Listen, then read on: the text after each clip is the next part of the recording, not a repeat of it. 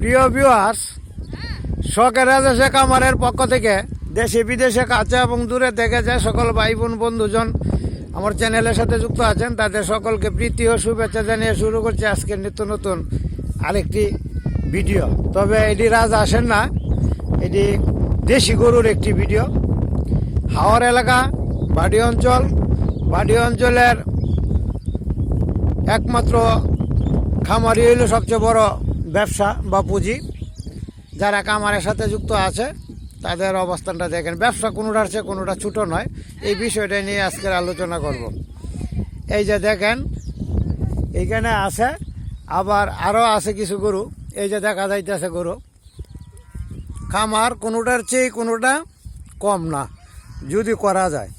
তবে এই কামার ভাই আমার না, আমি এই কামারের মালিক যদি হইতে পারতাম তাহলে তো অনেক কিছুই পাইতাম। যাই হোক, কামারটা আরেকজনের। দেখেন অবস্থা, এইটা ওই দিকে যাইতেছে, এই যে যাইতেছে নিয়ে। আর একটা দেখেন এই যে এইদিকে আছে,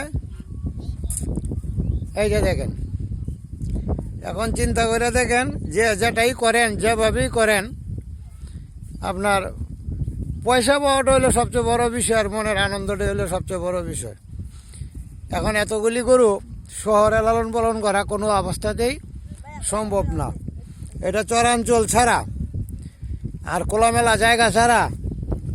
এই যে দেখেন, এই যে ছবি, এই যে দেখা দেয় বেটা, দেখি আপনি তোরা দেখা থাক। এই যে তোমার নামটা জানি কি? রবিউল। আর তোমার নামটা জানি কি? রুমান আর বিজয়। ওরা দেখাশোনা করে। এই যে দেখেন অবস্থা। অর্থাৎ আপনি যাই করেন না কেন, যদি করার মতো করতে পারেন তাহলে অবশ্যই মনে শখও মিটবে, টাকাও আসবে। এইগুলা কিন্তু দেশি গরু, প্রত্যেকটা গরুই দেশি গরু, এখানে বিদেশি কোনো গরু নেই। আর বিদেশি গরুগুলা প্রাকৃতিক পরিবেশের সাথে মানায় খুব কমই। আর ওদেরকে তোলা খাবার বা বিদেশি খাবার খাওয়াইতে হয়। পোলট্রি খাদ্য যেটা, ওটা খাদ্য কিনা খাদ্য, এটা খাওয়াইতে হয়। আর এই যে দেশি গরু যেটা, এটা কিনা খাদ্য খাওয়াইতে হয় না। এই যে হাওর অঞ্চলে সারাদিনই সারা থাকবে এইখানে। অর্থাৎ ওদের কিন্তু গলায় দড়ি লাগানো হয় না, সারাদিন এই থাকবে ওরা সারা। যে গাভীগুলো আছে এটা একটু পরে খিরাবে, কিরায়া পরে আবার দিবে। দুধ কম দেয়, কিন্তু দুধেরটা সবচেয়ে বড় বিষয় না। বড় বিষয় হলো প্রতি বছরই বাছুর পাইতেছে, এইটাই হলো সবচেয়ে বড় বিষয়। এই যে দেখেন এইখানে আছে।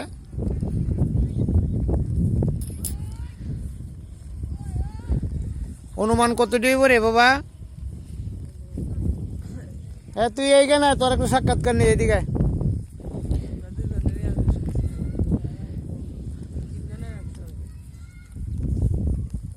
মুট এখানে কতটি আছে টোটাল? 500। এনেকি এই টোটাল কি 500 বেশি না? আর এইখানে তো একটা গাভী গরুর পরিমাণটাই তো বেশি না? আচ্ছা, এইখানে যে গাভী আছে এটা কি পরে আবার বৈশাখ মাসে কি এটা কি আবার বিক্রি করে দেয়? পানি আসলে পরে কি বিক্রি করে দেয়? হ্যাঁ, আচ্ছা। তোমার নামটা জানি কি বলছো? রবিউল আওয়াল। এই যে দেখেন রবিউলের কাছ থেকে যে তথ্যটা পাইলাম সেটা 500-র উপরে আছে। বৈশাখ মাস আসলে, পানি আসলে পরে আবার এই গরুগুলা বিক্রি করে দেওয়া হবে। কিছু থাকবে আর বাকিগুলা বিক্রি করে দেওয়া হবে। পরে আবার আশ্বিন মাস থেকে আবার ক্রয় করবে। ক্রয় করে আবার আশ্বিন, কার্তিক, অগ্রহায়ণ, পৌষ, মাঘ, ফাল্গুন, চৈত্র, বৈশাখ, অর্থাৎ জ্যৈষ্ঠ মাসের দিকে এইদিকে পানি আইসে পরে। পানি আসলে কিন্তু সবগুলি বিক্রি করে দেয়। যাই হোক প্রিয় ভিউয়ার্স, অর্থ যদি প্রত্যেকটা গরু থেকে মনে করেন, এটা আমার আনুমানিক একটা ধারণা বা এলাকার বাজার অনুযায়ী একটা ধারণা, যে গরুটা আপনি 30,000 টাকা কিনা আছে এটা 45-50 বিক্রি হবে। আর যে গরুটা আপনার মনে করেন 60 কিনা আছে 90-1 বিক্রি হবে। অর্থাৎ 1.5 গুণের উপরে, অর্থাৎ যত দিয়ে কিনবেন তার 1.5 গুণের উপরে বিক্রি হবে। এরপরে আপনার এনে আরেকটা বিষয় হচ্ছে, ঘাস কিন্তু কিনে খাওয়াইতে হয় না। এই যে সকালে ছাড়বে, এখন কিন্তু 8:30 বাজে, সকালে ছাড়বে। এই যে নদী আছে, হাওর আছে, হাওর অঞ্চলে যে নদী পার করে দিয়ে দিবে, পার করে দিলে সারাদিনই হাওরে দেখবে। খাওয়ার যে খরচ বা কষ্ট এটা কিন্তু লাগবে না, শুধু রাখাল খরচ। 3 জন রাখাল আছে, 3 জন রাখালেই গরুগুলি লালন পালন করে। আর এই যে বাছুরগুলো আছে এইগুলো কিন্তু কেনার পরে কিন্তু এই যে বাচ্চা দিছে, এইগুলি দেখবেন বৈশাখ জ্যৈষ্ঠ মাসে 20-30 হাজার টাকা দাম আছে। তাহলে একটা গরু থেকে যদি আপনার 20-25 হাজার পাওয়া যায়, 30 হাজার পাওয়া যায়, একটা বাছুর যদি থাকে এটা ওর 20-25 হাজার টাকা, 30 হাজার টাকা পাওয়া যায়, তাহলে মোটামুটি 50 থেকে 60 হাজার টাকা পাওয়া যায়। তার মানে 1.5 গুণের উপরে পাওয়া যায়।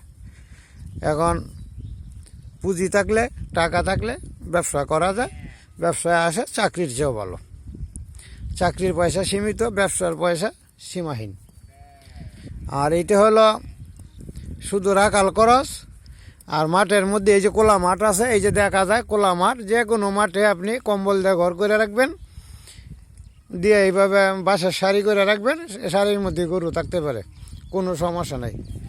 এই যে দেখেন গরুর মেলা। আর একটা বিষয় হচ্ছে যে গরুগুলো পরে এইখানে আইসা পরে বাচ্চা দিছে, এটার লাভ একটু বেশি হবে।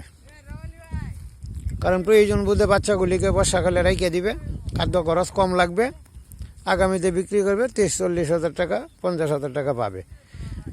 আর মনে করেন যদি লালন পালন করে জ্যৈষ্ঠ মাস পর্যন্ত, তা 50-এর উপরে দাম আছে। এই যে এইগুলো 50-এর উপরে দাম হবে আগামী বছর। এই যে বাচ্চাগুলো দেখা যায়, এই যে বাচ্চাগুলো দেখা যায়, এই যে বাচ্চাগুলা। তবে দুধ পাওয়া যায় কম, কিন্তু দুধ কম পাইলেও আপনার এমনি এই বাচ্চাটা পাওয়া যায়।